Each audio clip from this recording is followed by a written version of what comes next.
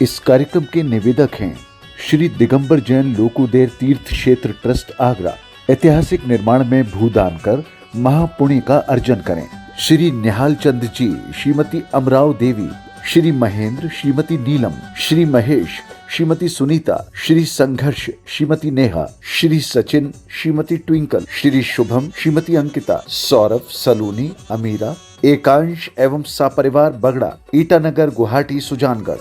अध्यक्ष श्रीमान सुरेंद्र जैन, सत्तू, खर्रापुर 7489009881। महंत श्रीमान राजकुमार जैन, मिनी, ऋषभ जैन भंडारी 9302910021। कार्याध्यक्ष राजेश जैन, अदीना। कोषाध्यक्ष सुरेंद्र दबडेरा, गौरव। अध्यक्ष राजेंद्र जैन केसरी। स्वागत अध्यक्ष आशीष, पटना। शिविर संयोजक Sahil Dabela. Account number 09490100456। IFSC code ICIC 0000949। Bank name ICICI bank limited. स्थान भाग्योदय तीर्थ सागर। दशलक्षण महापर्व के उपलक्ष्य में CA Subhash Chandra Jain, doctor Saroj Jain प्रतिमाधारी, Renu Jain, doctor Anjali Jain प्रतिमाधारी, Aditya, Aarav, आरती, कमल, सानवी एवं कुवम निवासी सोनीपत हरियाणा।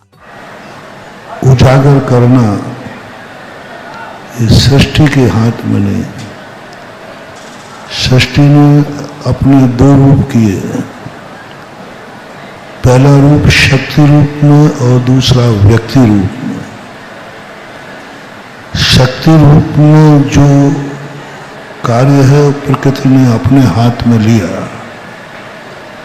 प्रत्येक वस्तु की शक्ति प्रकृति से नेचुरल निश्चित की गई है। वो किसी के हाथ में प्रकृति ने नहीं दिया। तुम्हारी कितनी शक्ति है तो प्रकृति ने हमें पहले के दे रखा है, तो सबको समान दिया। प्रकृति माँ है। सच्ची माँ कभी पक्षपात नहीं करती। जितनी भी जीव राशि है सभी जीव राशि को शक्ति बराबर प्रकृति ने दी, चाहे भव्य हो अथवा अभव्य हो। शक्ति की अपेक्षा से कोई भेद नहीं है। जितनी शक्ति भव्य के पास है उतनी ही शक्ति अभव्य के पास है। वो भी केवल ज्ञानावरणी कर्म को बंद कर रहा है। भले केवल ज्ञान कभी होगा नहीं, लेकिन आवरण का बंद तो हो ही रहा है। और आवरण का बंद बता रहा है कि केवल ज्ञान की शक्ति उसके पास है, अभव्य के पास। पूरी जीव राशि का मैंने विश्लेषण किया। प्रकृति ने एक अंश भी किसी को कम नहीं दिया। पुद्गल राशि का विश्लेषण किया। पूरी पुद्गल राशि के परमाणु को बराबर शक्ति मिली। धर्म अधर्म और आकाश तो ये एक हैं। कालाणु को भी प्रत्येक कालाणु के पास बराबर शक्ति दी। जो प्रकृति ने अपने हाथ में था वह उसमें बराबर बंटवारा कर दिया। लेकिन दूसरा अधिकार जो था उस शक्ति को व्यक्त करने का, वो प्रकृति ने अपने हाथ में नहीं लिया। वो नेचुरल प्रोसेस में नहीं लिया। उस शक्ति की व्यक्ति करने का अधिकार प्रत्येक द्रव्य को स्वतंत्र दे दिया। तुम चाहो जैसा प्रकट करो। वो प्रकृति के हाथ में नहीं। हमें कितनी शक्ति प्रकट करना है वो मेरे हाथ में, हमारे सबके हाथ में। कितनी शक्ति परमाणु को प्रकट करना है वो परमाणु के पर्याय के आश्रित है। अपन जीव राशि को लेके चलते हैं। सब में केवल ज्ञान की शक्ति है, सब में सिद्धत्व की शक्ति है, सब मंगल स्वरूप है, लेकिन शक्ति है। अब व्यक्ति करना है तो वो हमें खुद करना पड़ेगा। और हम कितनी व्यक्ति कर पाते हैं इसका निर्णय हमें खुद करना है। अब इसके निर्णय करने के लिए हमें दो चीजें चाहिए। एक, हमें सोचना है कि जितनी शक्ति हमें माँ ने दी है पूर्ण शक्ति को हम उद्घाटित कर सकें, जिससे अधिक व्यक्त की ही नहीं जा सकती, ऐसी दशा को पहुंचने के लिए है ऐसा। है कुछ जीव ऐसे जितनी माँ ने शक्ति दी थी, पूरी योग्यता को प्रकट करके चरम सीमा पर पहुंच जाते। उन्हीं का नाम भगवान है, उन्हीं का नाम सिद्ध परमेष्टि है, उन्हीं का नाम है कृत्य जिनको कहते हैं। जितनी व्यक्ति कर सकते थे संपूर्ण कर ली, अब कुछ उनको करने लायक रहे ही नहीं, उनको कृत्य बोलते हैं। सब कुछ कर लिया, फिर सभी लोगों ने क्यों नहीं किया? कहीं ना कहीं से हमारी चूक रही है, प्रकृति की चूक नहीं। हमने कोई ऐसा अपराध कर डाला जो हम उस योग्यता से वंचित हो गए कि हम व्यक्त कर सकते थे, लेकिन कुछ ऐसी परिणति, ऐसी भूल हुई कि व्यक्त करने के लिए 5 चीजों की जरूरत होती थी: द्रव्य, क्षेत्र, काल, भव और भाव। ये 5 समवाय जो हैं, ये 5 निमित्त जो हैं, ये निमित्त यदि हमारे 5 जिस दिन मिल जाएंगे, जिस दिन एक पॉइंट पे आ जाएंगे, जैसा द्रव्य चाहिए वैसा द्रव्य हो, जैसा क्षेत्र चाहिए वैसा क्षेत्र हो, जैसा काल चाहिए वैसा काल हो, जैसा भाव चाहिए वैसा भाव हो, जैसा भाव चाहिए वैसे भाव हो, तो अलंग शक्ति भवितव्यतेयम हेतु द्वयाविष्कृत कार्य लिंगा। उज्ज्वल कुंदन समंतबद्ध महाराज ने कितनी बड़ी घोषणा कर दी। अलंग शक्ति भवितव्यतेयम, भवितव्यता क्या है, नियतवाद क्या है? उज्ज्वल अकलंग स्वामी महाराज ने नियत की बहुत अच्छी परिभाषा दी। निश्चयेन यत्नम, जिस कार्य का, जो कार्य जिस कारण से होता है वह उसी कारण से होगा, यह नाम नियत का अर्थ है, कालवाची नहीं। आंख देखती है तो आंख ही, कान सुनता है तो कान ही, रत्नत्रय से ही मोक्ष है तो रत्नत्रय से ही, ये नियत का, कारण को नियत किया। और जब कारण नियत है तो कार्य नियत होगा ही होगा। और इसी बात को लेकर पूज्यवर समंतबद्ध महाराज ने कहा, अलंग शक्ति, कोई दुनिया की ताकत हमारे कार्य में विघ्न नहीं डाल सकती, हमारे कार्य को रोक नहीं सकती। हेतु द्वया विस्कृत कार्य लिंग, कार्य लिंग, कार्य की पहचान क्या है? हेतु द्वया बाह्य तरोपाधि समग्र तेयम कार्य सुति द्रव्य गत स्वभाव, कार्यगत स्वभाव। जब जब कार्य होगा, नियम से 2 हेतुओं की उपलब्धि अनिवार्य है, एक निमित्त हेतु और एक उपादान हेतु। दोनों की यदि एक साथ समष्टि बैठ जाए तो अलंग शक्ति, कोई नहीं रोक सकता। बस अपनी भूल यही हो रही है, जब चने होते हैं तो दांत नहीं होते, और दांत होते हैं जब चने नहीं। जहां से निकलने का एक अंधा व्यक्ति पूरे एक हाल में घूम रहा है बाहर निकलने को, वो दीवार का सहारा लेके चलता रहता है, और जहां दरवाजा आता है वहीं उसको खुजली चल जाती है, और जब तक आगे बढ़ता है दरवाजा गायब हो जाता है। निकलने के दरवाजे पर खुजली चल जाती है, और जहां दरवाजा नहीं है वहां हाथ से स्पर्श करते हुए चलता है। ये सब हमारे और आपकी दुर्दशा है। हम अंधे हैं, ये तो पक्का है। संसारी व्यक्ति के पास कभी आंख हो ही नहीं सकती जिन चक्षुओं से वो परमार्थ दिखता है, जिन चक्षुओं से वो परमार्थ की दृष्टि दिखती है, स्वरूप दिखता है, वो संसारी प्राणी के बाद वो आंख हो ही नहीं सकती। जब तक तुम छद्मस्त हो अंधे ही रहोगे, अंधे ही रहोगे।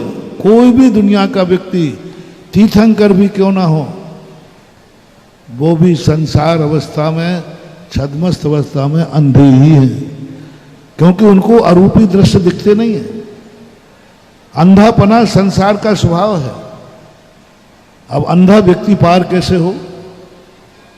तो अंधा व्यक्ति टटोल के चलता है, दीवार का सहारा लेकर चलता जाता चलता जाता, लेकिन जहां पर गेट था वहीं पर उसको खुजली चल जाती है, क्योंकि हवा आ रही है ना वहां। और जहां से उसको गेट से निकलना था वहीं उसको खुजली चलती है। गति तो निरंतर बंधी हुई थी और पुनः घूम जाता है, पंच परावर्तन कर लेता है। उन अंधों में हम और आप सभी हैं आज तक। कुछ महामना ऐसे होते हैं कि जो दरवाजे आते ही सावधान हो जाते हैं। उनको मालूम हो जाता है ज्ञान में दरवाजा कहाँ है।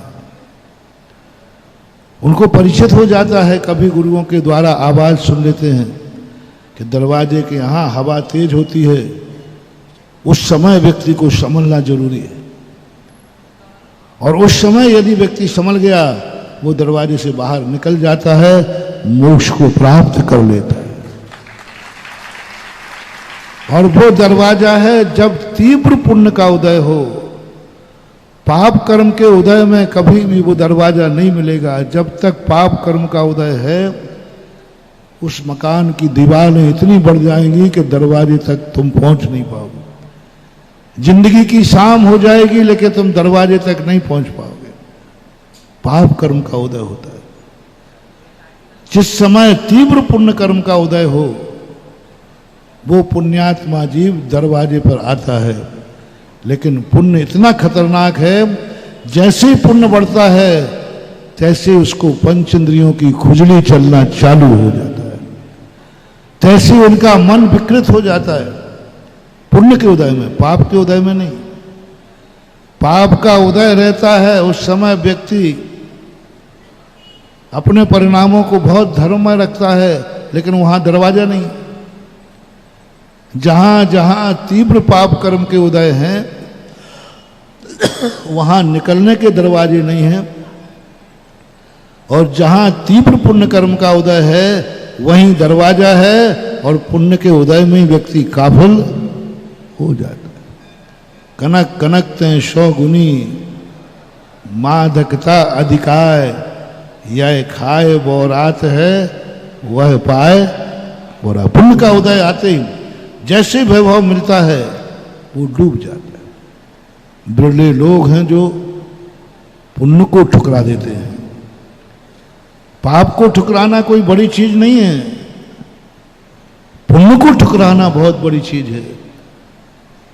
जिस दिन तुम्हें पुण्य को ठुकराने की बात पता चल जाए, समझ लेना तुम धर्म की श्रेणी में आना शुरू हो गया। पुण्य को भोगने का भाव आता है, पुण्य को ठुकराने का भाव नहीं आता। रिपीट कर रहा हूं, पुण्य के उदय को भोगने का भाव आता है, ठुकराने का भाव नहीं आता। और ये 10 लाख क्षण पर पर्व हैं, त्योहार नहीं। त्योहार धर्मात्मा बनाता है और परम धर्म बनाता है। जितने त्योहार बनते हैं वे किसी धर्मात्मा से जुड़े हुए होते, इंडिविजुअल होते, व्यक्तिगत होते। एक व्यक्ति के जीवन की घटना बनती है, और जब जब धर्मात्मा किसी कार्य में सफल होगा उसका जश्न मनाया जाता है। जश्न मनाया जाता है। दिवाली, भगवान को निर्माण हुआ, एक व्यक्तिगत घटना थी। दिवाली पर्व नहीं बन पाई। दिवाली पर्व नहीं बन पाई क्योंकि दिवाली धर्मात्मा ने बनाई थी। एक धर्मात्मा की खुशी थी, एक व्यक्तिगत खुशी थी, इसलिए वो पर्व नहीं बन पाई, वो त्योहार बन गया। जश्न, दीप मालिका जलाओ, जश्न मनाओ। स्वर्ग के देवता आ गए, दिवाली मनाओ, क्योंकि वो धर्मात्मा के द्वारा बनाई। त्योहार कोई ना कोई अच्छा व्यक्ति बनाता है, त्योहार किसी अच्छे व्यक्ति के पीछे चलता है, त्योहार एक अच्छे व्यक्ति की व्यक्तिगत घटना से उत्पन्न होता है। जितने भी त्योहार हैं आप देखना सब किसी ना किसी व्यक्ति की घटना से जुड़े हुए, और जब किसी घटना से जुड़ा हुआ होगा तो उसके फॉलोवर उसका जश्न मनाएंगे, उसके फॉलोवर उसका जश्न मनाएंगे, खुशियां मनाएंगे। भगवान को निर्माण हुआ, सारे भक्तों ने जश्न मनाया, दिवाली मनाई। उस दिन तुम्हें अच्छे कपड़े पहनने का भाव आएगा, अच्छा खाने का भाव आएगा, मिठाइयाँ बांटने का भाव आएगा, मकान को भी सजाने का भाव आएगा, डेकोरेशन का भाव आएगा, क्योंकि वो दिन किसी धर्मात्मा के द्वारा बनाया गया था। धर्मात्मा अच्छा व्यक्ति जब भी बनाएगा वो त्योहार होगा, और त्योहार में जश्न मनता है, जितना मना सको। रक्षाबंधन एक इंडिविजुअल घटना थी 700 मुनियों की, एक इंडिविजुअल घटना थी विष्णु कुमार महाराज की, त्योहार का रूप हो गया। एक धर्मात्माओं के कारण बनी, त्योहार बन गया, धर्मात्मा सफल हुआ, 700 मुनियों का उपसर दूर हुआ। विष्णु कुमार महाराज ने अपनी सफलता प्राप्त की, भक्तों ने जश्न मना दिया। रक्षाबंधन एक जश्न है। रक्षाबंधन के दिन आपको खुशियां होती हैं, आप लाइटिंग करते हैं, अच्छे कपड़े पहनते हैं, घर में खाना भी अच्छा बनाते हैं, क्योंकि धर्मात्मा ने बनाया। क्योंकि धर्मात्मा के पीछे धर्मात्मा का भक्त होता है। ऐसा कोई दुनिया में धर्मात्मा नहीं है जिसका कोई ना कोई भक्त न होता हो, क्योंकि धर्मात्मा हमेशा 8 अंगों से सहित होता है, उसमें एक प्रभावना अंग होता है। सम्यक दृष्टि, निसंकेत आदि 8 अंगों का धारी होता है। 8 अंग जिसके पास हैं, नियम से वो अकेला रह ही नहीं सकता, उसका कोई ना कोई मानने वाला जरूर होगा, क्योंकि उसने उपगुहन किया है। कहाँ से शुरू होता है? निसंकेत, निकांक्षित, निर्विचिकित्सा, यहां से शुरू नहीं। अंत के जो 4 अंग हैं वो भक्त बनाता है। यदि तुम्हें भक्त बनाना है, अपने मोटिवेशन, फॉलोवर बनाना है, अपने मित्र बनाना है, अपने मेरी बात को मानने वाले तुम्हारे लिए समर्पित बनाना है, फॉलोवर बनाना है, तो सम्यक दर्शन के 4 अंग ऐसे हैं जो तुम्हें भक्त बना देंगे। कोई व्यक्ति ठोकर खा ले, कुछ भी हो जाए, कुछ गलत हो जाए, उसको तुम थोड़ा सहारा दे देना, क्रोध नहीं करना, आपे से बाहर नहीं होना। अक्सर कर कोई गलती करने पर व्यक्ति क्रोध करता है, और तुम क्रोध न करके उसको गले लगा लेना, गले लगा लेना, वो आपका फॉलोवर बन जाएगा। फॉलोवर बनाने के तरीके बहुत, समंतभद्र महाराज बहुत गजब के महाराज थे। क्या शोध किया उन्होंने? कुंद कुंद के भगवान के जो 8 अंग हैं वो फॉलोवर नहीं बनाते, वो तो कहते हैं अपने रत्नत्रय से प्यार करो, खुद के धर्म से प्यार करो, खुद का उपगुहन करो, खुद का उपगुहन करो, खुद का स्थितिकरण करो, अपने परिणामों को संभाल के रखो, और खुद के रत्नत्रय से वात्सल्य रखो, और खुद की प्रभावना करो। खुद की प्रभावना कर अपना शुद्ध रत्नत्रय भरो। लेकिन पूज्यवर समंतभद्र महाराज ने जो खोजा, उन्होंने कहा दुनिया में तुम्हें रहना है तो अकेले मत रहना। इस दुनिया में कोई अकेला नहीं रह सकता, धर्मात्मा भी क्यों ना हो। धर्मात्मा यदि बनना है तो कभी अकेले नहीं रहना। उसके लिए उन्होंने 4 अंग कहे। पहला अंग उन्होंने कहा उपगुहन अंग। देखना, बहुत बड़ा उदाहरण तुम्हें दे रहा हूं, कैसे लोग दुश्मन बन जाते हैं, कैसे घरों में फूट डल जाती है, 2 घरों में फूट डल जाती है, कैसे सास बहू में लड़ाई हो जाती है, कैसे होती, उसका रहस्य सुनना। एक परिवार में पड़ोसी से लड़ाई हो तो बात अलग है, एक घर में एक साथ लड़ रहे हैं, भाई भाई लड़ रहा है, सास बहू लड़ रही है, भाई बहन लड़ रहे हैं, रिश्तेदार रिश्तेदार से लड़ रहा है, मियाँ बीवी लड़ रहे हैं। लो मैं सारे आज उत्तम क्षमा धर्म का दिन है। क्षमा धर्म का यह अर्थ नहीं है कि क्षमा मांग लेना, कहीं भी नहीं लिखी क्षमा मांगने का नाम क्षमा धर्म है। क्षमा मांगना प्रायश्चित है, वो तप है। क्षमा मांगना प्रतिक्रमण है, क्षमा धर्म नहीं। क्षमा मांगना धर्म नहीं है। रिपीट कर रहा हूं, गलती हो जाने पर क्षमा मांगना धर्म नहीं है, प्रायश्चित है। क्षमा मांगते समय क्रोध आएगा नहीं, क्योंकि गलती हो गई ना।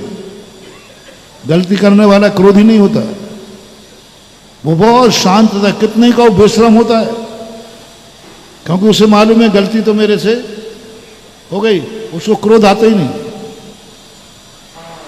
गलती होने पर कभी क्रोध नहीं आता, बल्कि शांत हो जाता है।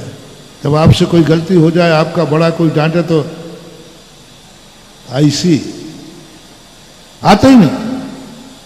99 का 100% जब जब तुमसे गलती हुई तो गलती होने के बाद क्रोध आता है कि शांत चुपचाप बैठते हो? शांत आता ही नहीं क्रोध। इसलिए वो क्षमा धर्म है ही नहीं। लोग क्षमा को समझ नहीं पा रहे हैं। वो क्षमा वाणी भली होगी, लेकिन क्षमा धर्म नहीं हो सकता। क्षमा मांगना ये प्रायश्चित है, पश्चाताप है, प्रतिक्रमण है। भैया क्षमा करना, मुझे खेद है, मुझे खेद है, मैंने गलती की है, ये तो प्रतिक्रमण हो गया। मुझे पश्चाताप है अपनी गलती पर, क्षमा करना ये तो प्रायश्चित हो गया, तप हो गया। क्षमा का अर्थ होता है दूसरे से गलती हुई है और फिर क्रोध ना आवे, उसका नाम क्षमा है, उसका नाम क्षमा। वो गलती पे गलती कर रहा है और तुम्हें क्रोध नहीं आवे, ऐसा हो ही नहीं सकता। कोई सामने वाला गलती करे और क्रोध ना आवे, बहुत कठिन है। और वो गलती तुम्हारे प्रति करे और फिर क्रोध ना आवे।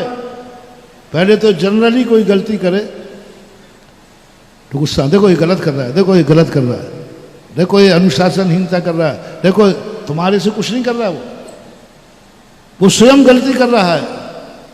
तो भी अनजाने व्यक्ति को भी क्रोध आ जाता है कि ये गलत कर रहा है। और अपने प्रति कोई गलत करे तब तो क्रोध आए बिना रहता ही नहीं है। क्षमा धर्म क्रोध का विरोधी है। किस किस कार्यों में क्रोध आता है? गलती करने पर क्रोध आता है? नहीं। गलती करने के बाद व्यक्ति शांत होता है। क्षमा मांगते समय कभी किसी को क्रोध नहीं आया। क्षमा करना कठिन है, बहुत कठिन है क्षमा करना। क्षमा कर देना बहुत कठिन हो जाता है। दुर्जन क्रूर कुमार के रथों पर, आहा क्या बात कही।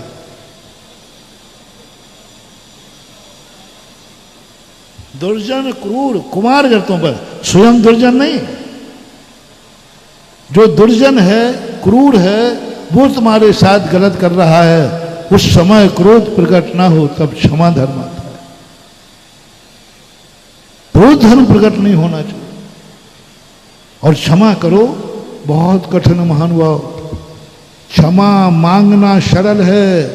जिसने तुम्हारे साथ अपराध किए हैं, तुम्हें परेशान किया है, उसको क्षमा कर देना बहुत बड़ी बात है। जो अपराधी को क्षमा कर देता है, उसी का नाम पारसनाथ होता है। पारसनाथ के पास क्षमा धर्म था, क्योंकि उन्होंने क्षमा की है, क्षमा किया। कमठ ने इतना बड़ा अपराध किया, मैं कह नहीं पाऊंगा इतना जघन्यतम अपराध किया।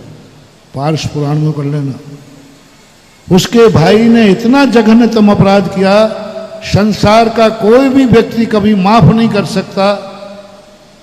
इतना जघन्यतम अपराध किया था कमठ के जीव ने, वायुभूति ने, अग्निभूति ने। इतना जघन्यतम अपराध, कितना भी सज्जन हो उस अपराध को तो माफ नहीं करेगा। वो अपराध ही अक्षम्य था, सब कुछ मिटा दिया, घर मिटा दिया, घर का स्त्री मिटा दिया, घर का स्वरूप मिटा दिया, इतना निंदनीय काम कर दिया कि जिसको मुंह से कहने में भी लज्जा आती है।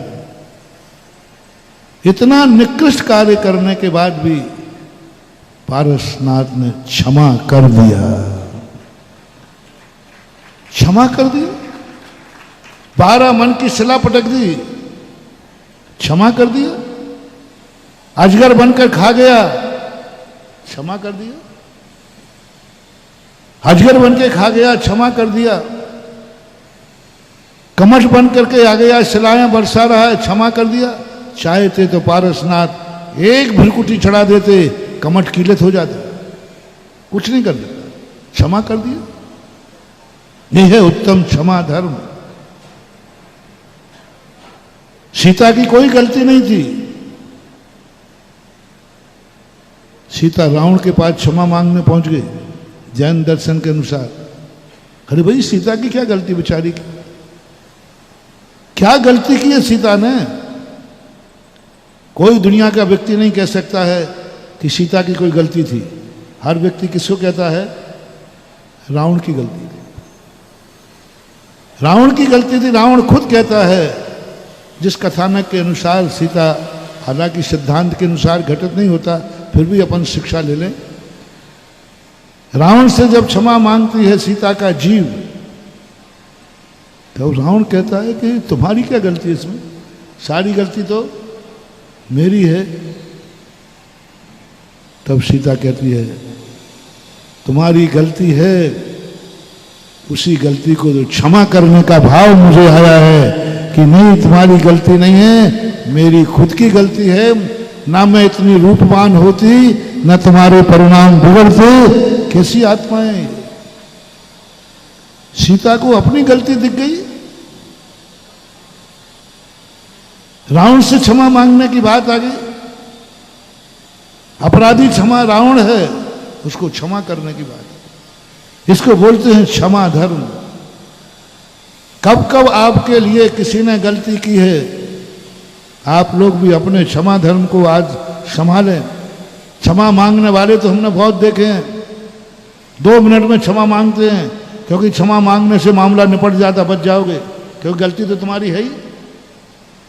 यदि गलती है तुम्हारी, तुम क्षमा नहीं मांगोगे तो आगे और उलझोगे,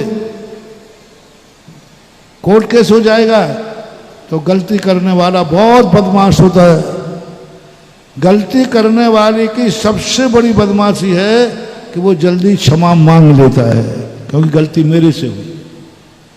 बहादुर वो है, बहादुर वो है जो सामने वाले ने गलती की है और उसे जितनी जल्दी क्षमा कर दे, उतना ही क्षमा धर्म प्रकट हो। पूजा में तुमने क्या पढ़ा?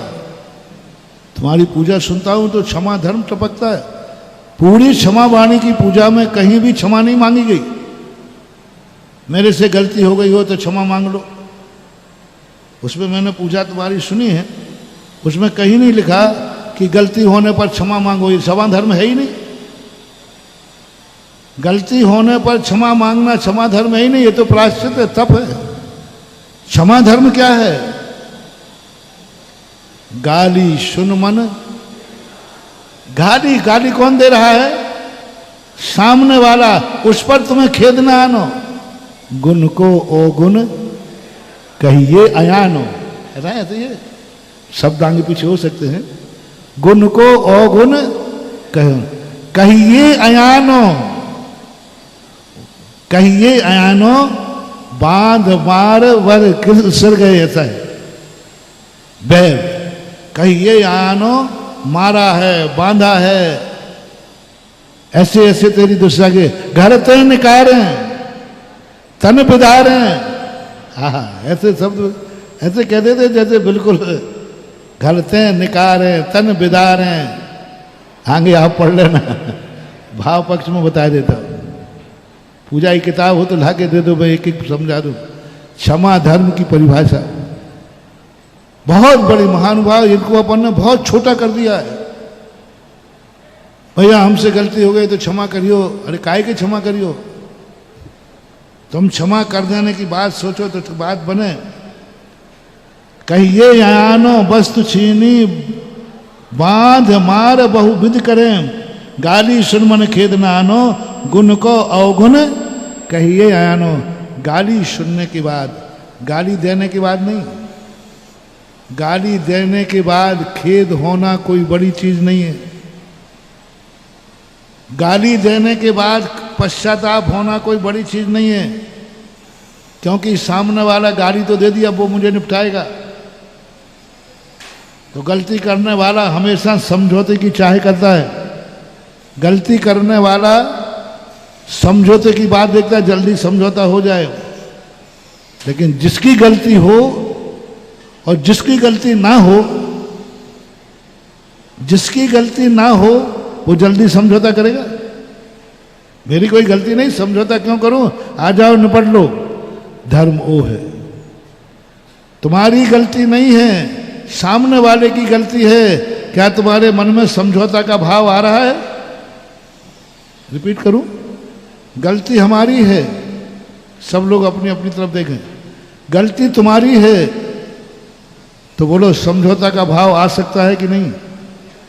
क्यों? क्योंकि हमारी गलती है, इसलिए समझौता हो जाए तो अच्छा है। लेकिन सामने वाले की गलती हो, तुम्हारी बिल्कुल गलती ना हो, फिर समझौता का भाव आता है? नहीं, अखड़ने का भाव आता है। क्यों करूं? अपनी तो कोई गलती। क्षमा धर्म वहां प्रकट होता है जहां बिल्कुल भी तुम्हारी गलती नहीं, किंचित मात्र भी गलती नहीं, और सामने वाला गलती पर गलती करता जा रहा है, और तुम्हारे मन में भाव आ जाए कि मैं इसको कहिए अयानो, बांध मार बहुविध करें। बांध दिया उसने, मार रहा है, बहुविध करें, और भी तरीके। घरते निकारें तन बिदारें, बैर जो ना लहे। घरते निकाल दिया, बैर बन, सब कुछ किया, फिर भी बैर नहीं साधा। सुबह राजगद्दी मिलना है, देखो तो सही कैसे बैरी, कैसे बन गए ये जगत के राम, कैसे बन गए ये मर्यादा पुरुषोत्तम, कैसे इनका दुनिया मुंह में नाम लेती है, धन्य मानती है। कैसे बन गए तीर्थंकर, ना होकर के भी तीर्थंकर से अधिक मान्यता। हर संप्रदाय में मैंने देखा, किसी भी संप्रदाय का इतना शास्त्र नहीं लिखे गए जितने रामचंद्र के ऊपर लिखे गए। भारत का हर संप्रदाय रामचंद्र जी को जानता है। 24 तीर्थंकरों को जैनी जानते हैं, ब्रह्मा विष्णु महेश को वैष्णव जानते हैं, ईसा को ईसाई जानते हैं, मानते हैं। ईसा को ईसाई जानते हैं, वो मानते हैं। अल्लाह को मुस्लिम मानते हैं, जानते हैं। ब्रह्मा विष्णु महेश को वैष्णव जानते हैं, मानते हैं। 24 तीर्थंकरों को जैनी जानते हैं और मानते हैं। लेकिन राम एक ऐसी महाशक्ति हुई कि श्री राम को सारा जगत मानता है। सारा जगत, जैनी माने, हिंदू माने, क्रिश्चियन, सब मानते। भारतीय दर्शनों की बात कर रहा, क्या ऐसी विशेषता? तीर्थंकर है नहीं। एक रामचंद्र जी बलभद्र ही तो थे, और 8 बलभद्र और हुए जो बराबरी के थे, उनको कोई नहीं माना। नाम तक याद नहीं, मुझे ही नाम नहीं है, पूछ मत लेना मेरे से। 8 बलभद्रों के नाम मुझे याद नहीं है, 2-3 के नाम याद है बस, होते 9 हैं, उनका नाम ही याद नहीं है। वो भी बराबर वाले बलभद्र थे, बराबर शक्ति वाले थे। क्या विशेषता थी? क्या विशेषता थी दशरथ नंदन में? जैसे हमने एक दिन कहा था, 24 तीर्थंकर सब बराबर होते हैं। ऐसी क्या हो गई कि पारसनाथ संकट मोचक बन गए?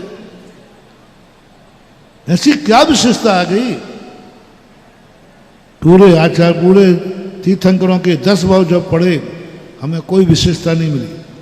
मात्र एक विशेषता मिली कि जो स्वयं संकट सहन करते रहे, फिर भी संकट देने के वाले पर क्रोध नहीं किया, ये चमत्कार है। इसी प्रकार रामचंद्र जी ने क्या विशेषता थी? बलभद्र थे, हलधर थे, सब बराबर है, क्या विषय? कैसे पूछ गए? वो दिन था आज का। क्षमा मांगने वाला नहीं, क्षमा करने वाला। इतना बड़ा अन्यायी, इतना बड़ा अन्यायी राजगद्दी के अधिकारी थे श्री राम। किस्मत में लिखा के आए थे श्री राम, ज्येष्ठ पुत्र थे। किस्मत में रजिस्ट्रेशन होके आया था कि राजगद्दी राजतंत्र में राजगद्दी ज्येष्ठ पुत्र को मिलती है। पूर्व भाव से लिखा के आए थे और सब तरफ से योग्य थे। पिताजी राजगद्दी देने वाले थे, प्रजा भी राजगद्दी रामचंद्र के पक्ष में थे। यदि रामचंद्र जी की अदालत बैठती तो बोलो रामचंद्र जी जीतते के हारते?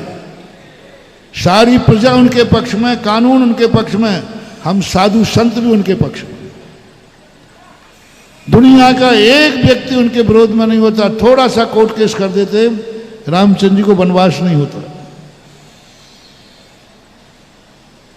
और कोर्ट केस की जरूरत ही नहीं थी, सीधा कह देते नहीं जाते, देख कर लो क्या करना है, नहीं जाते वनवास, करो क्या करना। कौन है आ जाए माई का लाल सामने, मुझे राजगद्दी से कर राज तिलक से कौन रोकता है? किसी की हिम्मत नहीं थी जो आ जाए। भैया ने तो कह दिया था, भैया कल राजगद्दी का राज्याभिषेक होके रहेगा, देखता हूं किस माई के लाल में है मेरे भाई का राज तिलक रोकने का। ये पंक्तियां ऐसे ही नहीं लिखी गई। राजगद्दी को घर से निकाले। कैसा निकाला? निकालने का तरीका बहुत कठोर था। दोनों दर्शनों में, वैष्णव दर्शन में जैन इतना कठोर, इतना कठोर कि राजकुमार थे। अरे कोई घर से निकालता है तो कुछ तो हिस्सा देता है। अरे घर से निकालता है, राजकुमार थे, 2-4 नौकर तो दे देते, कम से कम एक सेना की बटालियन दे देते। वैष्णव दर्शन में तो और गजब हाल किया, एक बटालियन नहीं। अरे राजकुमार थे, जंगल में कुछ हो जाए तो कोई सैनिक नहीं, राज की वस्त्र उतरवा लिए गए, राज की वेशभूषा उतरवा ली गई, कुछ भी नहीं। यहां तक नहीं सोचा गया, अरे राज रघुवंश की वधू जा रही है सीता, एक साड़ी पर निकाल दिया, नारी है, कल नहाने के बाद साड़ी क्या बदलेगी? वो भी नहीं, एक साड़ी पर निकाल दिया। जिसकी पत्नी को, उसको खुद बिना काम के, कोई लेना देना नहीं, कुछ नहीं। लेकिन जब वनवास जाने लगे तो कौशल्या के पैर नहीं पड़े, कैकेयी के पैर पड़ने गए। ओहो, बोले रे क्षमा धर्म की, सर्वनाश करने वाली, सर्वनाश करने वाली, रंग में भंग डालने वाली। रामचंद्र जी कहते हैं कि नहीं, पहले मैं कैकेयी मां के पैर पड़ने। मां बोलते हैं, मां हुई के बैरन हुई, मां हुई के बैरन हुई। मां कहते पैर पड़ने गए। लक्ष्मण कहते भैया तेरा दिमाग ठीक है कि नहीं? बोले मेरा बिल्कुल सही दिमाग ठीक है, वो मेरी मां थी, है और पैर पड़ने चले गए। मां आशीर्वाद दो, आपकी भावनाओं के अनुसार मैं खड़ा हूं। तो कौशल्या के बाद में पैर पड़े, पहले कैकेयी के पैर पड़े। एक बहुत सुंदर कथानक उनका आता है, थोड़ा भी क्रोध तो, थोड़ा तो आना चाहिए था, ऊपर से दिखावटी आना चाहिए था। अरे ऊपर से ना सही, अंदर से तो, ऊपर से भली दिखाने के लिए क्षमता रख रहे हो, लेकिन अंदर से तो आग लगना चाहिए थी। नहीं, लक्ष्मण को लगी। जब वनवास में एक बार लक्ष्मण एक ऋषि के द्वारा उपदेश प्राप्त हुआ। तो लक्ष्मण ने कहा भैया आज मजा आ गया, आज मजा आ गया, ऐसा प्रवचन सुना, ऐसा प्रवचन सुना, आनंद आ गया, बहुत अच्छा लगा, बहुत अच्छा लगा। रामचंद्र ऋषि का इंतजार करते, लक्ष्मण तुझे अच्छा लगा? बोलो बहुत अच्छा लगा भैया। मालूम है आज का दिन किसके कारण मिला? ये कैकेयी मां के कारण मिला। नहीं नहीं नहीं नहीं क्या, ना वो वनवास भेजती और ना ये दिन देखने को। वहां राजनीति में पड़े रहते अपन। देखो अपन राजनीति से दूर होकर के क्या धर्म ध्यान कर रहे हैं, कितने धर्म ध्यान की बातें कर रहे हैं, कितने अच्छे अच्छे साधु मिल रहे हैं। वहां देखो अंदर की क्षमा। तीसरा प्रसंग देखो, यदि कर सको तो करना। जिसने तुम्हारा सर्वनाश किया हो उसके नाश करने का भाव नहीं करना। शिक्षा देने का भाव करना हो तो अलग चीज है। एक किसान बैल को दंडित करता है अनुशासन रखने के लिए, एक माँ बेटे को डंडा मारती है अनुशासन करने के लिए। कभी शिक्षा देने के लिए उसको दंडित करना पड़े तो उसकी मना नहीं कर रहा हूं, लेकिन अंदर से बैरभाव मत रखना। अंदर से बैरभाव नहीं रखना। बाहर से क्या सोचना कि नहीं इसको दंडित तो करना है, नहीं तो इसका कल्याण कैसे होगा। दूसरा प्रसंग आया वैष्णव दर्शन में। जब दशरथ ने उनका परित्याग कर दिया था कैकेयी का, राम लक्ष्मण मैं कैकेयी का परित्याग करता हूं, तो एक प्रसंग आया जब वनवास में रामचंद्र जी ने एक ऐसा कार्य किया तो उनके पिता वैष्णव दर्शन के अनुसार स्वर्ग से आते हैं और कहते राम मैं तुम्हारी महानता से प्रसन्न हूं, मांग लो क्या मांगना है, बोलो क्या चाहते हो मांगो। गजब महानुभाव गजब। 8-10 श्लोकों में वर्णन किया है वाल्मीकि जी ने इस बात का। क्या मांगा रामचंद्र ने? बोले पिताश्री यदि आप हमारे पास से प्रसन्न हुए हैं तो जो आप मेरी माता कैकेयी से ना, सारे स्वर्गीय देवता कहते हैं हम धन्य है राम, तुमने मांगा तो किसके लिए मांगा? अपने लिए नहीं मांगा। अपनी पत्नी पर संकट आया उसके लिए नहीं मांगा, अपना राज्य नहीं मांगा, और मांगा तो कैकेयी के लिए मांगा कि उसका जो तुमने परित्याग किया है उस वचन को वापस ले लीजिए। यह है उत्तम क्षमा धर्म की परिभाषा। उत्तम क्षमा धर्म जब प्रकट होता है जब हमारे मन में ऐसा परिणाम आ जाए, ऐसे परिणाम, और वो जो मैंने कहे थे कि 4 अंगों के माध्यम से प्रकट होता है। यदि तुम धर्मात्मा बनना चाहते हो, और धर्मात्मा जब बनोगे तो नियम से फॉलोवर बनेगा ही बनेगा। जिस धर्मात्मा का कोई फॉलोवर नहीं वो धर्मात्मा भी नहीं, क्योंकि वो सम्यक दर्शन से रहित है। रहित ना सही लेकिन विकलांग है। प्रभावना अंग का अर्थ ही है तुम धर्मात्मा हो कि नहीं, तुम्हारा धर्म है कि नहीं, क्या तुमने कोई ऐसा धर्म पाला है जिसे देख करके किसी को धर्म करने का भाव आया? तुम्हारा धर्म। तुम मुनि बने हो, क्या तुम्हारी मुनिचर्या को देखकर किसी को मुनि का भाव आया? तुम ब्रह्मचारी बने हो, क्या तुम्हारी चर्या देखकर किसी को ब्रह्मचारी बनने का भाव आया? तुम वृत्ति बने हो, क्या तुम्हारे वृत्तिपना देखकर किसी को वृत्ति बनने का भाव आया? तुम दानी बने हो, तुम्हारे दान को देखकर किसी को दान देने का भाव आया? तुम पूजा करते हो, तुम्हारी पूजा देख करके क्या किसी को पूजा का भाव आया? तुम अभिषेक करते हो, किसी को अभिषेक करने का भाव आया? पूजा करते हो, तुम्हारी पूजा देख करके क्या किसी को पूजा का भाव आया? तुम अभिषेक करते हो, किसी को अभिषेक करने का भाव आया? तुम रात्रि भोजन त्यागी हो, क्या तुम्हारे त्याग को देखकर किसी ने रात्रि भोजन त्याग का भाव किया? यदि ऐसा नहीं किया है तो आपका सम्यक दर्शन विकलांग है। प्रभावना का अर्थ यही है जो तुमने किया है उससे दूसरा भी प्रभावित है कि नहीं। किसी भी अच्छे कार्य की कसौटी है, क्या तुमने अच्छा कार्य किया है इसका प्रमाण पत्र दो, क्या तुम्हारे अच्छे कार्य को कोई अनुकरण करना चाहता है? क्या दूसरा भी कह रहा है हाँ ये श्रेष्ठ कार्य है, मैं भी यही चाहता हूं? अपने जीवन में हर चीज में अच्छा करना। और मैं आज इसलिए कह रहा हूं, मुझे अपने शिवरार्थियों पर गर्व है कि 125 शिवरार्थियों से आज 5000 शिवरार्थियों की बन जा रही है। ये शिवरार्थी को देखकर शिवरार्थी प्रभावित, यह है प्रभावना अंग। प्रभावना का अर्थ यह नहीं है कि तुम धर्म कर रहे हो, प्रभावना का अर्थ नहीं कि तुम व्रत कर रहे हो, प्रभावना का अर्थ है कि तुम जो कर रहे हो उससे दूसरा प्रभावित हो रहा है या नहीं, दूसरा भी अच्छा करने का भाव आ रहा है। और 125 शिवरार्थियों ने सन 1993 या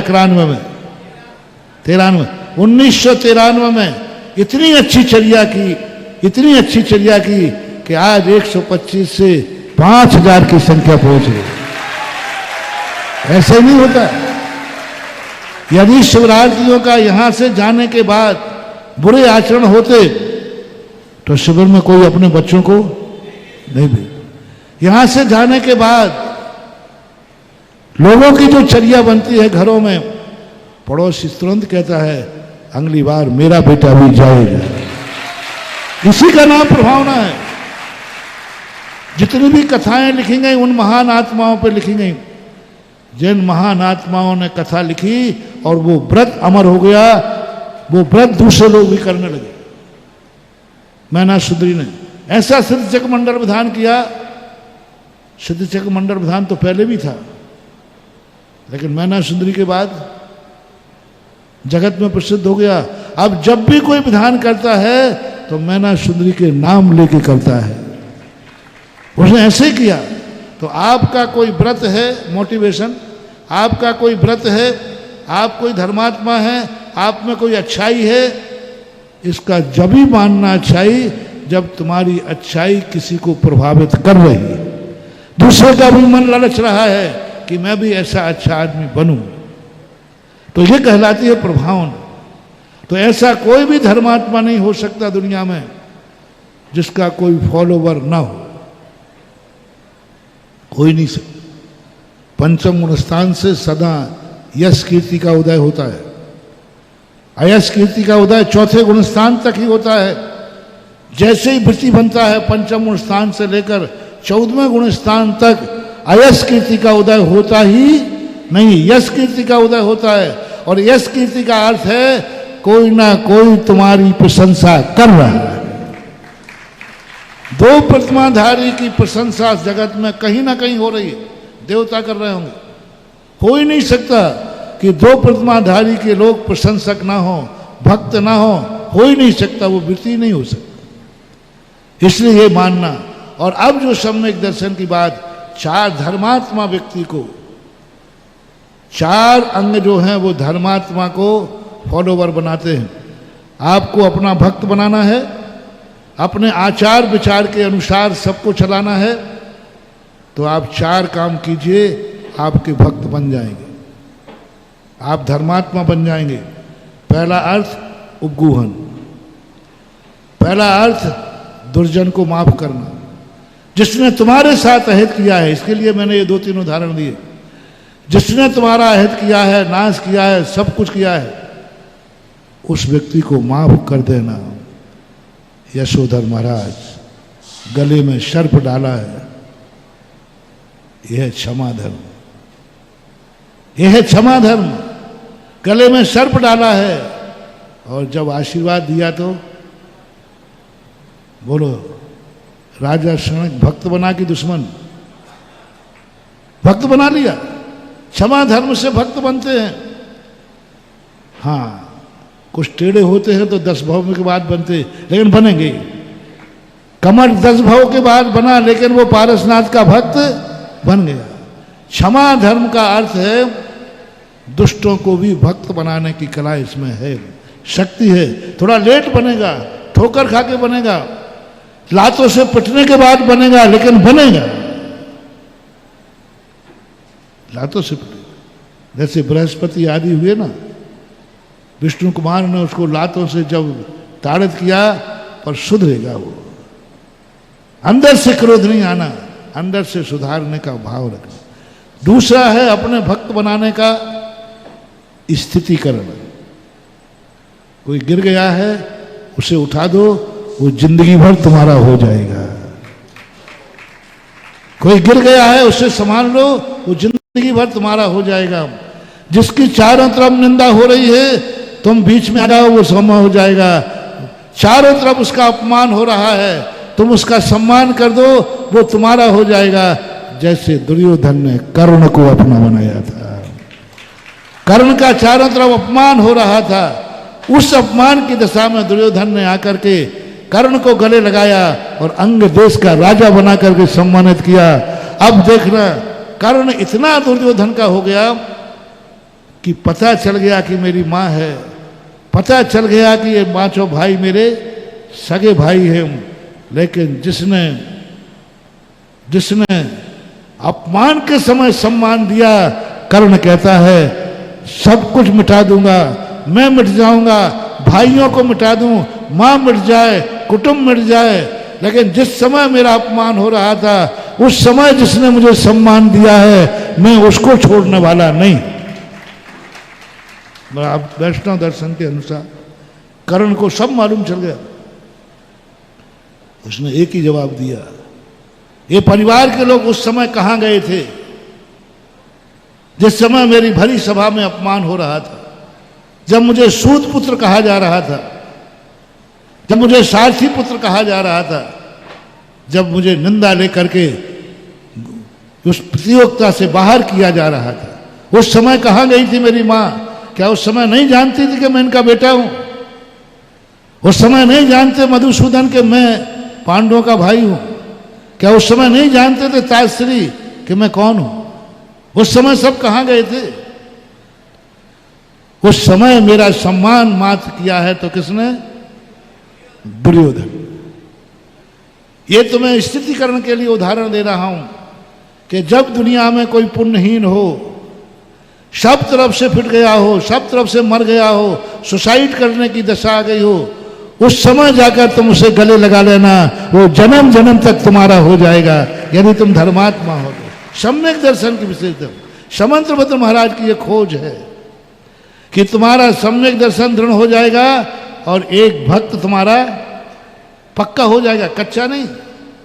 कोई दुनिया की ताकत उस भक्त को अलग नहीं कर पाएगी, क्योंकि उसको तुमने उस कीचड़ में से निकाला था जहां से कोई निकालने वाला, उस दुविधा संकट से निकाला था जिस संकट में मौत के अलावा कोई दूसरा रास्ता, उस समय तुमने काम किया। मोटिवेशन, जिंदगी में किसी उसके काम आओ जिसके कोई काम नहीं आता है। जिस दुनिया में सब तरफ से खत्म हो गया, उसके लिए पारसनाथ ने उस नाग नागिन को बचाया। जिसको देखकर दुनिया मारती है, उसी को पारसनाथ ने जाके बचाया। भवांतर में भी आकर के उसने कहा यह है स्थितिकरण, यह है संकट में काम आओ, अपनी जिंदगी में एक नियम लेके जाओ। हम किसी के अच्छे दिनों में काम आएंगे या नहीं आएंगे, लेकिन संकट के दिनों में हम साथ खड़े रहे।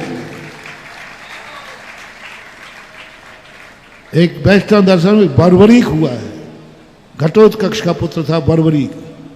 उसने नियम लिया था कि मैं जिंदगी में कमजोर पक्ष से लड़ूंगा, अच्छे पक्ष से नहीं, शक्तिशाली पक्ष से नहीं। जो कमजोर होगा, जो विपदा में होगा, उसके पक्ष से लड़ूंगा। पूरी कहानी नहीं बता रहा हूं अभी। यानी आपको आज मोटिवेशन लेना है जिंदगी में कि हम किसी के ऊपर संकट आएगा, उस संकट वान के साथ सदा खड़े रहे, मन से, वचन से, काया से, तन से, धन से, मन से, सब तरफ से। वो है दुनिया में जो जिनका कोई नहीं है, उनका मैं हूं। नारा लगाओ, जिसका कोई नहीं है, सब लोग अपने अपने बोलो, जिसका कोई नहीं है, बस ये नारा करना। जाओ, तुम्हारी दुनिया फॉलोवर बन जाएगी, क्योंकि धर्मात्मा का ये नियम होता है। अब यदि तुम ऐसे धर्मात्मा बन गए तो तुम्हारा कोई भी सफलता मिलेगी, सारे भक्त जश्न मनाएंगे, क्योंकि तुम्हारा वो दूसरा वात्सल्य, साधर्म्य के प्रति वात्सल्य। अपने साधर्मियों के प्रति इतना वात्सल्य दिखाओ, कितना भी अपराध हो जाए, कितनी भी गलती हो जाए, कुछ भी हो जाए, उठा के गले लगाओ। घृणा पाप से करो, पापी से नहीं। गले लगाने का भाव करो। जिसको सब कोई गले नहीं लगा रहा है, कोई उपेक्षा कर रहा है, फिर भी तुमने उसे वात्सल्य दे रहे हो। तो वात्सल्य से हमारे फॉलोवर बनते हैं। और धर्मात्मा के पास वात्सल्य होना ही चाहिए। और प्रभावना का अंक तो मैंने बता ही दिया। क्या तुम्हारे कार्यों को देखकर कोई प्रभावक है, कोई प्रशंसक है, कि तुम अकेले ही स्वयं प्रशंसक हो? नहीं। ये 4 अंगों के माध्यम से धर्मात्मा, और धर्मात्मा जब भी सफल होगा उसका जश्न मनाया जाएगा, जिसे त्योहार कहते हैं। जिसे त्योहार कहते हैं। दिवाली पर्व है कि त्योहार? रक्षाबंधन त्योहार। क्यों? क्योंकि ये धर्मात्मा से बने, एक व्यक्ति की घटना से बने हैं, एक व्यक्ति के जीवन की घटना से बने हैं। और उनके धर्मात्मा के भक्त होते हैं हमेशा। वे धर्मात्मा की सफलता पर जश्न मनाएंगे।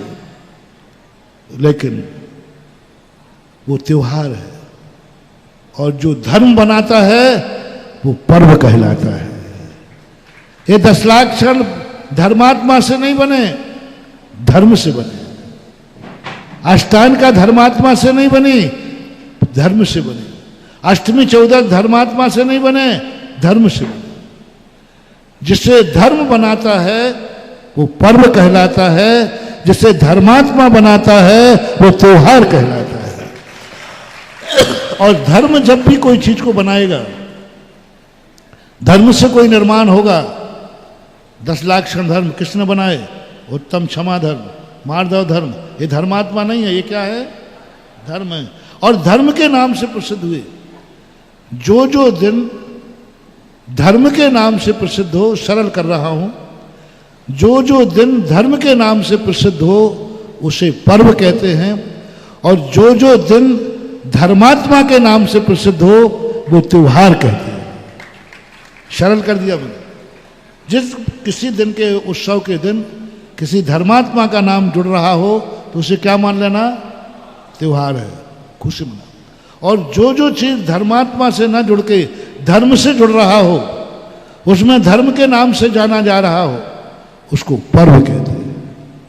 धर्म के नाम से जाना जाता। अष्टांग का किसी धर्मात्मा के नाम से नहीं जानी जाती, भक्ति के नाम से जानी जाती। उस दिन भक्ति की जाती। अष्टमी 14 किसी धर्मात्मा के नाम से नहीं जानी जाती। श्रुता नक्षत्र प्रकृति नेचुरल रूप से सदा से वो पवित्र है। तो धर्म के नाम पर, और धर्म जहां आएगा जश्न नहीं, उदासीन, भोग नहीं, योग। त्योहार में भोग का भाव जाता है और पर्व में त्याग का भाव जाता है। त्योहार के दिन अच्छे कपड़े पहनने का भाव जाता रहता है, और पर्व के दिन अच्छे कपड़े छोड़कर धोती दुपट्टा पहनने का भाव आता है। त्योहार के दिन माल मलिदा खाने का भाव जागता है, और पर्व के दिन उपवास करने का भाव जागता है। त्योहार के दिन 10 बार खाने का भाव जागता है दिवाली आदि पर, और पर्व के दिन एक बार में भी नीरस करने का भाव जागता है। यह है पर्व। पर्व के दिन त्याग का भाव जागेगा, नीरस का भाव जागेगा, कम से कम खाने का भाव जागेगा, कम से कम बोलने का भाव जागेगा, कम से कम चलने फिरने का भाव जागेगा। जितना ज़्यादा आप उदासीन रह सकेंगे, जितना ज़्यादा आप त्याग कर सकेंगे, जितना ज़्यादा इंद्रियों के विषयों पर कंट्रोल कर सकेंगे, उतना ही पर्व तुम्हारे लिए फलीभूत होगा। क्योंकि पर्व योग प्रधान होता है, पर्व त्याग प्रधान होता है, पर्व परमार्थ प्रधान होता है। पर्व आत्मा के उस स्वरूप की तरफ ले जाता है जहां आत्मा स्वभाव प्रभाव भिन्नम। पर्व का काम है आत्मा स्वभाव प्रभाव भिन्नम, प्रभावों से भिन्न होकर आत्मा की तरफ ले जाए। पर से अलग, यहां तक कि पर्व में परमात्मा से अलग किया गया। आत्मा के निकट आओ, इसलिए हमने प्रारंभ में कहा था ना, परमात्मा से हटकर आत्मा की तरफ जो ले जाता है उसका नाम पर्व है।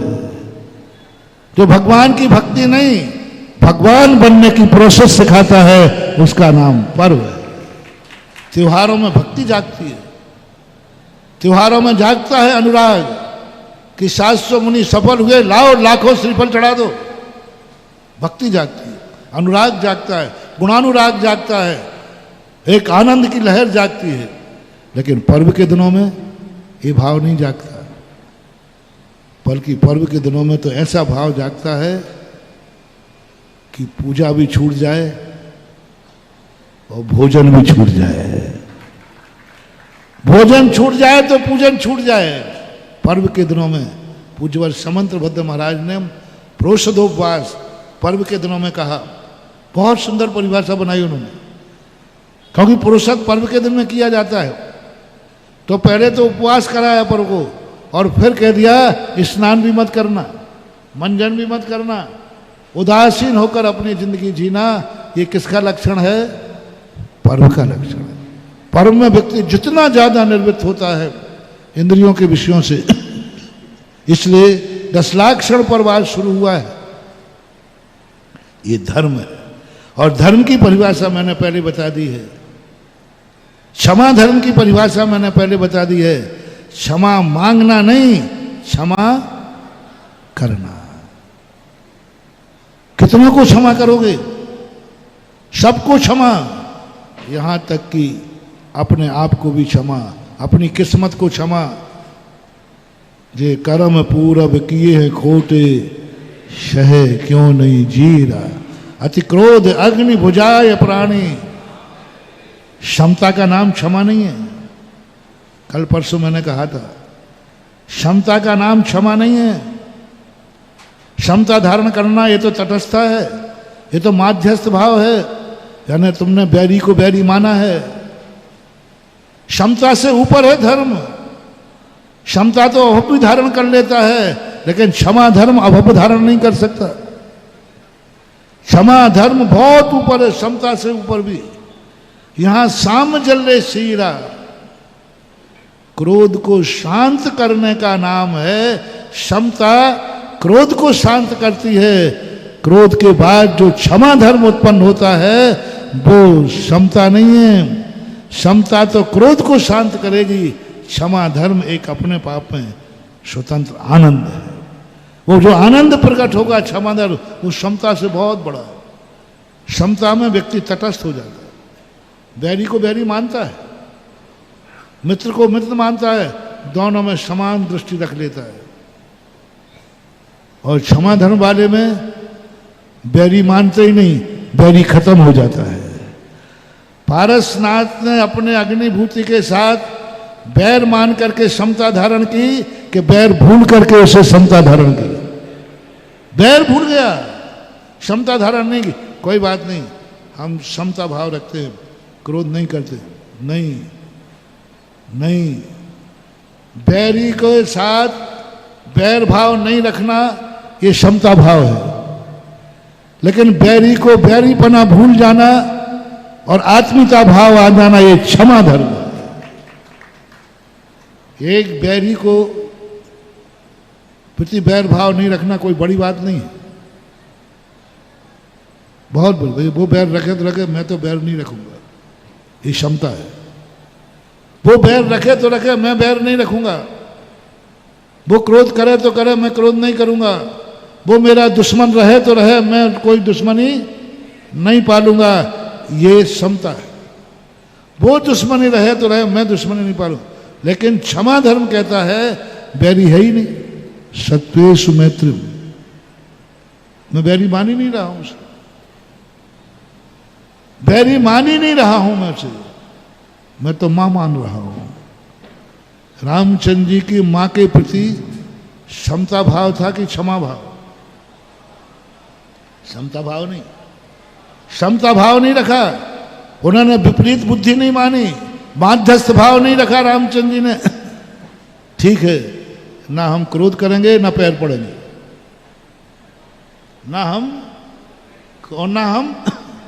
ना माँ कहेंगे ना बैरन कहेंगे, ये समता भाव है। और क्षमा धर्म क्या है? हम माँ को कितना भी गलत किया है, हम उसको बैरी मानेंगे ही नहीं, माँ को माँ मानेंगे। इसका नाम है क्षमा धर्म। वो समता से भी ऊपर है। अनंतों बार हम क्षमता धारण कर लेते हैं, अनंतों बार हम क्षमता भाव धारण कर लेते हैं, लेकिन क्षमा भाव धारण नहीं कर देते। बैरी तो बैरी रहेगा, ठीक है, हम उसका कुछ नहीं बनाएंगे, लेकिन मन में खटकता है ये मेरा बैरी है। रामचंद्र जी कहते हैं नहीं, माँ है। बैरी में मातृत्व तो दिख रहा है, बैरी में माँपना दिख रहा है। ये क्षमा धर्म प्रकट हुआ। पारसनाथ को बैरी में भाई दिख रहा है, ये मेरा भाई है।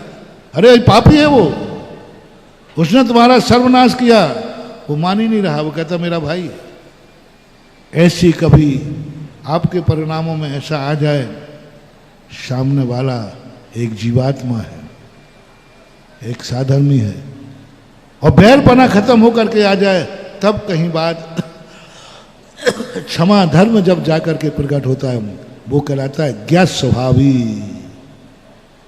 ज्ञात स्वभाव में, ज्ञान भाव में और ज्ञात स्वभाव में अंतर है। ज्ञान भाव शत्रु मित्र की पहचान कराता है, ज्ञा भाव में ज्ञायक स्वभावी होता है, शत्रु और मित्र उसकी दृष्टि में होते ही नहीं। वैष्णव दर्शन में आया कि जब हनुमान जी भीम को मिले तो भीम ने कहा हनुमान जी आप हमेशा सत्य के पक्ष में रहे हैं। बोले नहीं भीम, अब मुझे न्याय अन्याय में कोई भेद नजर नहीं आता, सत्य सत्य में कोई भेद नजर नहीं आता, दिन और रात में कोई भेद नजर नहीं आता, स्वर्ग और नरक में मुझे कोई भेद नजर नहीं आता। समय सार ज्ञात स्वभाव, ज्ञात स्वभाव पूजपाठ स्वामी ने दिया, ज्ञात स्वभाव। और यही बात तो जयसेन स्वामी टीका में कह रहे हैं, नर नारकादि देव पर्याय में कोई अंतर, देव और नरक पर्याय में कोई अंतर नहीं है, कोई अंतर नहीं है। साता और असाता में कोई अंतर नहीं है, कंचन और कांच में कोई अंतर नहीं है, शत्रु और मित्र है ही नहीं, शत्रु भी नहीं है तो मित्र। ज्ञान स्वभाव, ज्ञान स्वभाव नहीं, ज्ञान स्वभाव ही ये शत्रु है, ये मित्र है, हमारा दोनों में समता भाव है। समझना थोड़ा बारीक है, ये मित्र है मेरा और ये मेरा, दोनों के प्रति समान भाव है। ये क्या है? क्षमा भाव नहीं, समता भाव। दोनों के प्रति समान भाव, समता भाव। कंचन और कांच के प्रति समान भाव, कांटे और फूल के प्रति समान भाव, स्वर्ग और नरक के प्रति समान भाव, ये समता है। और ज्ञात स्वभाव वाला कहता है शत्रु और मित्र ही नहीं है, मात गे है, शत्रु और मित्र ये तो टाइटल है। स्वर्ग और नरक दोनों पर्याय है, पुण्य और पाप दोनों क्या है? यह पुद्गल परिजाय उपज से नहीं। पुण्य और पाप भी यदि समानता, पुण्य और पाप को मान करके समता रख रहे हो, ये समता भाव है। और पुण्य और पाप भूल करके मात ये गे है, वो गैर स्वभाव है, पुण्य और पाप आएगी ही नहीं उसमें, पुण्य और पाप आएगी नहीं, संगे ही नहीं आएगी, बस गे है। नरक क्या है? पर्याय है। स्वर्ग क्या है? पर्याय है। कंचन क्या है? कांच क्या है? पर्याय है। बस ऐसा क्या स्वभाव जब प्रकट हो जाता है, उस समय क्षमा भाव धारण होता है। क्षमा भाव में कैकईपना खत्म हो गया, दुश्मनपना खत्म हो गया। पहले भी माँ थी, आज भी माँ है और कल भी माँ। अब ये स्थिति बनाने के लिए बहुत छोटा समय हो रहा है। दुनिया को अपना बनाने का एक बहुत अच्छा तरीका है।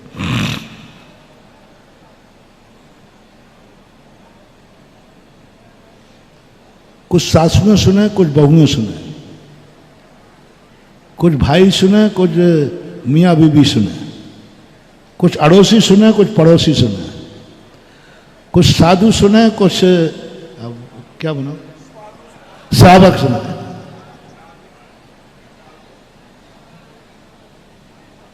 एक व्यक्ति था, घर में परिवार था, एक बरनी लाए कांच की, कांच की बरनी ला करके रख दी।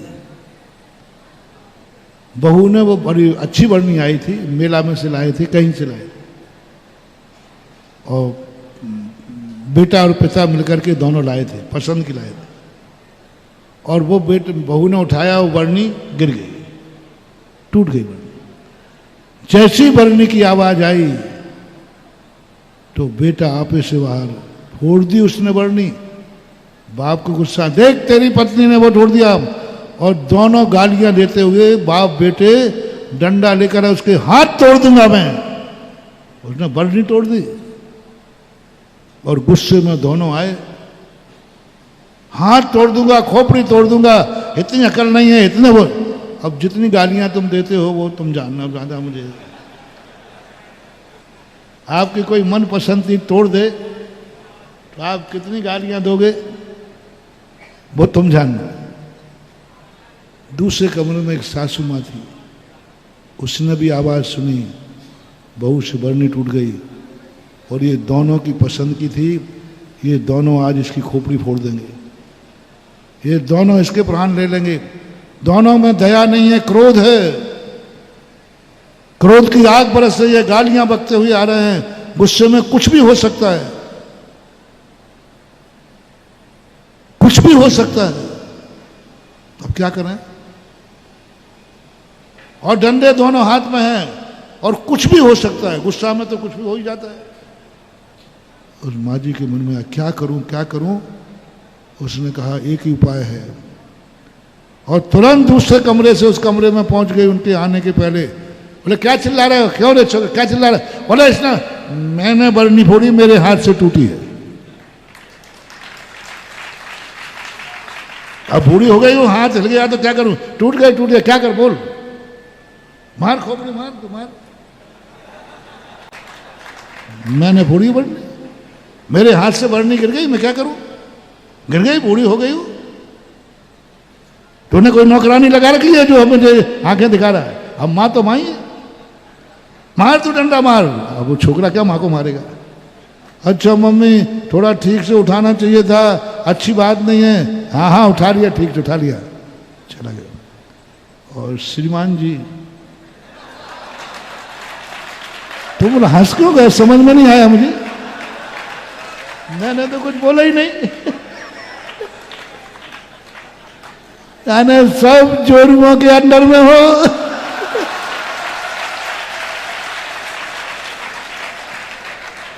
और उसने कहा क्या क्या चिल्ला रहे हो, क्या चिल्ला रहे हो, बरनी मेरे हाथ से गिरी है, कोई नौकरानी लगा रखी, दिन भर काम करती रहती, थक जाती, टूट गई तो टूट गई। और उन्होंने कहा कि इसके मुंह मत लगो, चलो रे। चले गए। क्रोध का बहुत बड़ा ज्वार था, क्रोध का बरनी तो टूटी गई थी ना, वो तो आने वाली नहीं थी। शरीर फूट जाता, हो सकता मौत हो जाती, हो सकता कुछ भी हो सकता था। क्रोध क्या नहीं करता, क्रोध अंधा होता है। एक मां ने सामने आने से, कल्पना करो महानुभाव, कितना अनर्थ बच गया। और तुम होते तो क्या होते? तीसरा डंडा और उठाते, हाँ निपटा है इसको। बस यही है, यहीं पर समझो उत्तम क्षमा धर्म। देखो बरनी बराबर फूटी है, घर की मां है, वो भी उन दोनों के साथ शामिल हो सकती थी। सुन रही हो रे जगत की सास को? हाँ यही है वो सास जो उन दो के साथ है। हाँ मार इसको, पीट इसको, इसने बरनी तोड़ दी, कहो दो चार स्वयं भी टिका देती। ये घर को कभी नहीं चला पाएंगे। क्या कहा? बोले हो गई, गलती हो गई, स्वयं प्रस्तुत हो गई, गलती कुछ भी नहीं। ये है सती सीता, गलती कुछ भी नहीं रावण के सामने। और जाकर क्या बोले? अब बहू देखती है, वो कहते ये सब क्या हुआ? माँ जी आप तो यहाँ थी ही नहीं, आप तो यहाँ थी नहीं, भरनी तो मेरे से फूटी। बोले बेटा क्या बात हो गई, क्या बात हो गई, तेरे हाथ से भी छूटी, मेरे से भी छूट सकती थी, तूने चलाकर तो तोड़ी नहीं। और बेटा मेरे झूठा अपराध मेरे सिर पर लेने से घर का अनर्थ बच गया, ये तो आज कुछ भी हो जाता। बहू कहती है माँ मैंने सुना था कि जगदम्बा होती है, मैंने सुना था, बोलो ना, जगदम्बा माता होती है, सुना था मैंने, आज मैंने देख लिया जगदम्बा माता तो मेरी सासू है। जगदम्बा तो मेरी सासू है। ये है क्षमा धर्म, क्षमा करना, क्षमा धर्म। और करना ही नहीं, उसको दुश्मन भी नहीं मानना और उसके अपराध को अपने सिर पर लेकर के कह देना, क्या बात हो गई। और माँ बहू ने उस दिन के बाद सारा सबको लिया, बोले होगी दुनिया में जगदम्बा, मेरी सासू ही जगदम्बा है। और उस दिन के बाद उसे देवी के रूप में मानने लगी। घर स्वर्ग बन गया। घर क्या बनता, स्वर्ग बन गया। बस इतनी सी कला तुम्हारे घरों में आ जाए, तुम्हारी समाज में आ जाए, तुम्हारी दुनिया में आ जाए, तो उस स्वर्ग की अपेक्षा इसी जगत को सारा व्यक्ति स्वर्ग बना लेगा। इसलिए उत्तम क्षमा धर्म की जो बात है, इस धर्म को समझो। और आज से क्या लग चुके हैं, पर्व, त्योहार नहीं है, खाने पीने का त्योहार नहीं है, ऐसो आराम का त्योहार नहीं है, त्याग का त्योहार है, त्याग का पर्व है। शुद्ध अध्यात्म प्रैक्टिकल है। समय सार पढ़ना और 10 लाख क्षण करना, वो पढ़ना थ्योरी है और शिविर में आना प्रैक्टिकल है। ये प्रैक्टिकल। वो कहते हैं परसों मेरा नहीं मैं हूं, यहां देखो सब पर छोड़ के आ गए, सब पर छोड़ दिया। कोई भाव भी मत लाना रे महानुभाव। ये शिविर वो है, तुम्हें ऐसा चारित्र मोहिनी कर्म का 6 उपशम बढ़ेगा इस शिविर से कि अगले भाव में 8 वर्ष अंतर मुहूर्त में ही तुम मुनि बनकर केवल ज्ञान प्राप्त करोगे। चारित्र मोहिनी कर्म का 6 उपशम, कल ही प्रश्न आया था कि चारित्र मोहिनी कर्म का 6 उपशम कैसे बढ़ा है, इसी से तो बढ़ेगा। प्रैक्टिकल पर पदार्थ कैसे छोड़ना। इसलिए आप शिविर में तो आ ही गए हैं, अब बात 10 दिन की बात है। ऐसा विशुद्धि बनाओ, मन से भी घर की याद नहीं, वचन से भी घर की याद नहीं, काया से घर की याद नहीं। 10 दिन का मजा लिया है और 10 दिन यदि तुमने ऐसा कर लिया तो महावृत्ति बत तुम्हारा पुण्य का बंध हो सकता है। रत्नकंड शाब्काचार्य में कहा, देश आवे तो दिग्व्रत के अंदर कि जिन सीमाओं का त्याग कर दिया है उनकी अपेक्षा वो श्रावक क्या हो जाता है, महावृत्ति के समान हो जाता है। इस समय तुम जो घर बार छोड़ के आए हो, तुम उस त्यागी की अपेक्षा से महावृत्ति के समान हो गए। और अब इसके बाद भी तुम्हारा मन घर जावे, तुम्हारे भाव वहां जावे, तो तुम जानो स्वर्ग में आकर नरक की तरफ देख रहे हो। कम से कम 10 दिन के लिए एकदम ऐसे परिणाम करो कि मैं पर्व में आया हूं, त्योहार में नहीं। खाते समय नमक नहीं मिले तो कोई बात नहीं, खाते समय मन का भोजन मिले तो कोई बात नहीं, कह देना ये त्योहार नहीं है, ये पर्व है। इस कार्यक्रम के निवेदक थे श्री दिगंबर जैन लोकोदेर तीर्थ क्षेत्र ट्रस्ट आगरा। ऐतिहासिक निर्माण में भूदान कर महापुण्य का अर्जन करें।